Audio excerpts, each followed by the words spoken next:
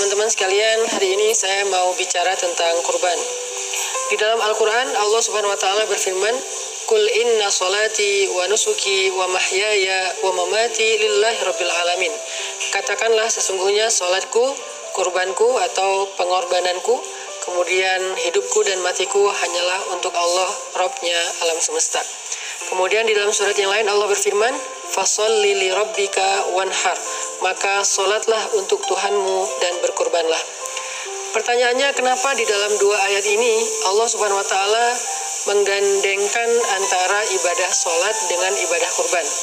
Ini menjadi sebuah dalil dan juga sebuah bukti bahwa kurban itu memiliki kedudukan yang sangat istimewa dalam syariat Islam. Pertama, ulama bersepakat bahwa ibadah yang dilakukan dengan harta yang paling baik itu adalah menyembelih hewan kurban. Sebagaimana ibadah yang dilakukan dengan fisik paling baik itu adalah ibadah sholat. Jadi kurban dan sholat ini sama-sama ibadah terbaik tapi dengan versi yang berbeda.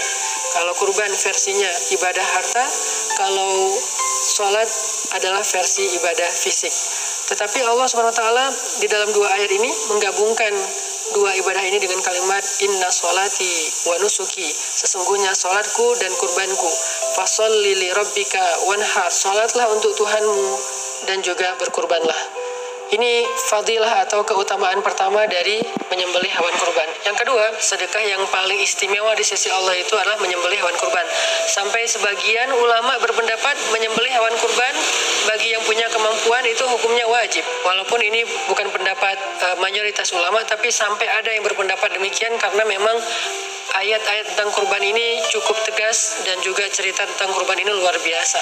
Rasulullah SAW sendiri juga sangat menganjurkan kita untuk berkurban karena memang pengorbanan ini bukan hanya ibadah yang dilakukan oleh umat Islam atau umat Rasulullah SAW, tapi juga sudah dilakukan dari zaman Nabi Adam.